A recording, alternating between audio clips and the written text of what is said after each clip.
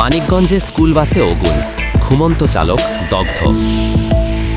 মানিকগঞ্জের শিবালয় উপজেলায় থেমে থাকা একটি স্কুল বাসে আগুন দিয়েছে দুর্বৃত্তরা। এতে বাসের ভেতর ঘুমিয়ে থাকা চালক তাবেজ খান ৪৫ গুরুতর দগ্ধ হয়েছেন। তার অবস্থা আশঙ্কাজনক। বৃহস্পতিবার গভীর রাতে উপজেলার ফলসাটিয়া এলাকায় এ ঘটনা ঘটে। দগ্ধ তাবেজ খানকে প্রথমে মানিকগঞ্জ ২৫ শয্যা জেনারেল হাসপাতালে নেওয়া হয়।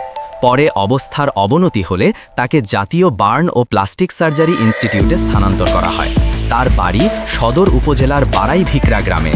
শিবালয় থানার উপপরিদর্শক সুমন চক্রবর্তী জানান, the Holi child school and কলেজের শিক্ষার্থী পরিবহনে ব্যবহৃত বাসটি প্রতিদিনের মতো ঢাকা আরিচা মহাসড়কের পাশে পার্কিং করে রাখা ছিল।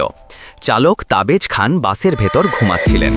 রাত ১:৩০টার দিকে দুর্বৃত্তরা বাসে আগুন ধরিয়ে দিলে মুহূর্তে আগুন ছড়িয়ে পড়ে। খবর পেয়ে পুলিশ ঘটনাস্থলে পৌঁছে তাকে উদ্ধার করে হাসপাতালে পাঠায়। পরে ফায়ার সার্ভিস এসে আগুন নিয়ন্ত্রণে আনে। এ ঘটনায় আইনগত ব্যবস্থা প্রক্রিয়াধীন বলে জানিয়েছে পুলিশ।